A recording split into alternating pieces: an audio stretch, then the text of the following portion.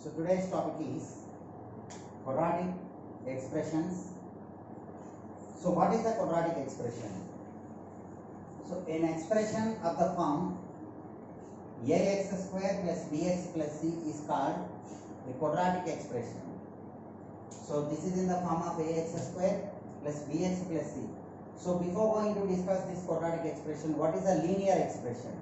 Linear means which is in the form of ax plus or minus b. Ax either plus b or minus b. Okay, that is linear. So quadratic means the expression of the form ax square plus bx plus c, where a, b, c are real or complex numbers. So usually manam abc belongs to c and cheptam. That means abc are complex numbers. So the complex number means which is in the form of a plus or minus ib. Here this a is called real part and b is called imaginary part. If the imaginary part of a complex number is 0, then that is called a purely real number. So that means ABC are real or complex numbers. Okay. So this is called a quadratic expression. Then for what value of x?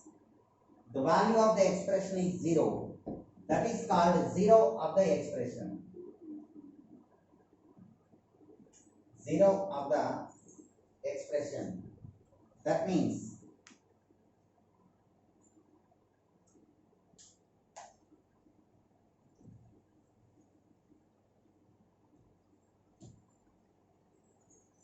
so an expression is given here. If you write different values for x here, for what value of x? For each value of x, you will get one result. For what value of x, you will get the result 0. That is called 0 of the polynomial expression. And now, so what is a quadratic equation now? Quadratic equation. So, here quadratic equation is ax square plus bx plus c is equal to 0. So this expression, if it is equal to 0, that is called an equation. If this is not equal to 0, means ax square plus bx plus c is the expression. If this is equal to 0, that is called an equation. If this is not equal to 0, then this is called an inequation. Quadratic inequation. It is not equal to 0 means two cases are there. It is either greater than 0 or it is less than 0. So two possibilities are there. Okay then. So the quadratic equation is ax square plus bx plus c is equal to 0. Okay, now here if you observe one thing, c is the constant term. This is bx means x term. Quotient of x is called b here. Ax square, that is x square term. So quotient of x square is a here. And here the first important thing is where ABC are complex numbers and a is not equal to 0. Because if the leading quotient means quotient of x square a is 0 means, then we will not get x square term. We are left with constant and x term. Simply that it will be a linear. So that is why the basic condition is the quotient of x square a is not equal to 0 for both expression and equation. Okay then. So the quadratic equation is ax square plus bx plus c is equal to 0. Here this is said to be of degree 2.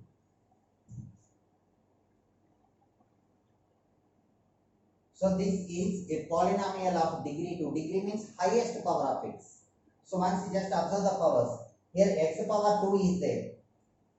Here x power 1 is there. Constant means x power 0 is there. So among all the powers of x, what is the greatest one? That is 2. So that is called its degree.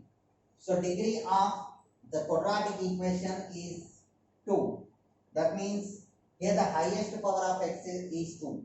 So we will not get any x cube term and there is no x power 4 term like this. The power of x is always either equal to 2 or it is less than 2 like this. So these are the three different terms you can get here: constant, x and x square. The quotient of either x term or constant may be zeros, no problem, we won't mind. but the quotient of x square should be a non-zero value. That is why a is not equal to 0 and b, c are real or complex numbers.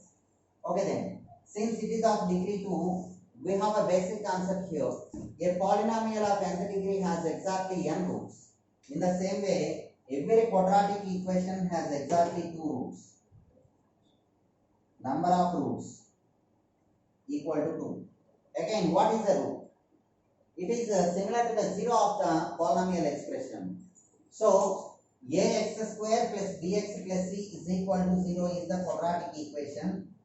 So, you can observe one thing, that RHS part. In equation, this is called LHS, this is called RHS. RHS part is always equal to 0, you can observe here. Now, the LHS part is ax square plus bx plus c. If you substitute different values for x, you will get different values. Then what is the required? Required one is 0. That means for what value of 0, the value of LHS will be the required RHS, that is 0. That is called root of the polynomial. That means the value of x which is satisfying. Usually they are denoted by alpha and beta. Means the value of x which satisfies the given equation. That means for which number, means that number you are writing in the place of the variable that is x here.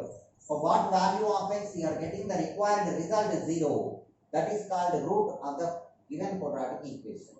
So here the quadratic equation is of degree 2, so it has 2 roots. Usually the 2 roots are denoted by the letters alpha and beta. Okay, now how to find the roots? How to find the roots? That one will observe. So now a quadratic equation means it is a polynomial of degree 2. Every quadratic equation has 2 roots and no more. And now today in this particular session we are discussing about the nature of the roots and how to obtain the roots like this. So one basic concept is ax square plus bx plus c is equal to 0 is the given quadratic equation, and now I want to find the roots. Means the value of x I want to calculate. So do one thing. From this ax square plus bx will be minus c if you write here. Now this is called completing square method. So try to obtain a perfect square like a plus b whole square or a minus b whole square form. It is from factorization concept. So this is ax square is there plus bx is there. So on either sides if you multiply with 4a, so just multiply with 4a.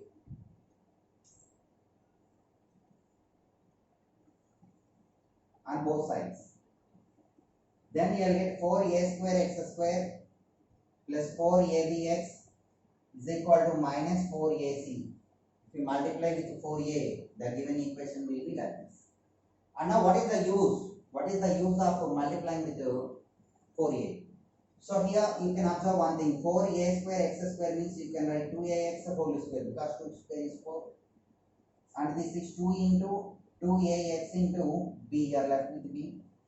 So this is in the form of a square plus 2ab, where b is b only, but in the place of a we have 2ax here. Okay, a square plus 2ab form is there, plus b square is not there. So I am adding, and on either sides we can add the same term. So b square I am adding here in the LHS part. In the RHS part minus 4ac is there.